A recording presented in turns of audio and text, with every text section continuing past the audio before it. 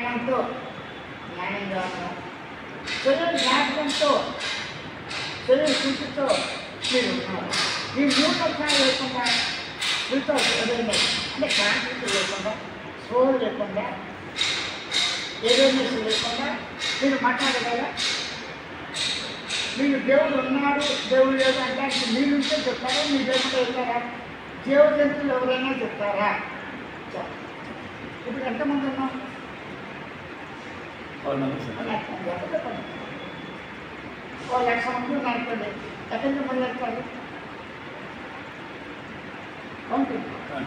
ఇప్పుడు ఇక్కడి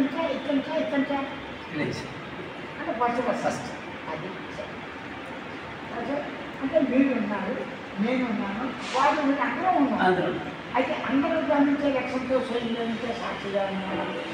అందరూ తెలుసుకునే లక్ష్యంతో తెలుగుతో స్వయం జ్ఞానంతో జ్ఞానంగా ఉన్నాము. స్వయం జ్ఞానంతో జ్ఞాపకంగా ఉన్నాం కదా. ఇది సాధన అంటారా? ఇప్పుడు ఇదేంటి? ఐశ్వర్యం జ్ఞానం ఐశ్వర్యం విభూతి ఇచ్చింది లేదు, న్యాచురల్. సరే, విభూతి అని మీరు గుర్తించారు, గమనించారు, తెలుసుకున్నారు అంతే కదా. ఇంతకుముందు చూసిన దాన్ని చూడండి అన్న చూడలేదు, చెప్పాలి కష్టం.